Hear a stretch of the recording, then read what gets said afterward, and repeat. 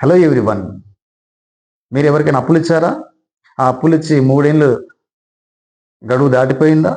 అయితే మీరు ఇచ్చినటువంటి ఆ పైసలను లేదా ఆ మనీని విడిచిపెట్టుకోవడానికి, కోల్పోవడానికి సిద్ధంగా ఉండాల్సిందే.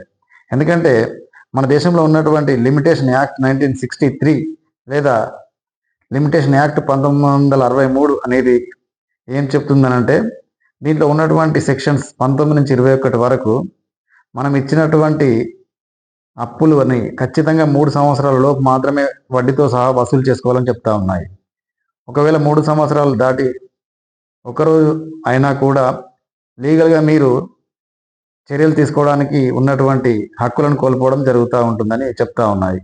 అందువలన ప్రతి ఒక్కరు కూడా ఇచ్చినటువంటి అప్పులను 3 సంవత్సరాల్లో మాత్రమే వసూలు చేసుకోవడానికి ప్రయత్నాలు చేయాలి. ఒకవేళ ఆ 3 సంవత్సరాల లోపు అప్పులు తీసుకున్నటువంటి వ్యక్తులు మీకు ఆ మనీని ఇవ్వని ఎడల మీరు గౌరవ న్యాయస్థానాలను సంప్రదించి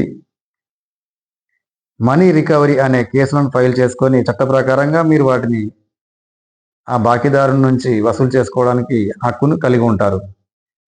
ఎందుకంటే అనేక మంది క్లయింట్స్ ఈ మధ్యన గడువు దాటిపోయిన తర్వాత కోర్టులకు రావడం జరుగుతూ ఉంది. అలాంటి సందర్భాలలో గౌరవ కోర్టులు కూడా మీకు అలాంటి మనీ రికవరీని ఇవ్వలేకపోతా ఉన్నాయి. దీన్ని మీరు అందరూ దృష్టిలో పెట్టుకొని ఖచ్చితంగా 3 ఇయర్స్ లోపు మాత్రమే మీ పైసలను లేదా మీ మనీని రికవర్ చేసుకొని ప్రయత్నించండి. Thank you.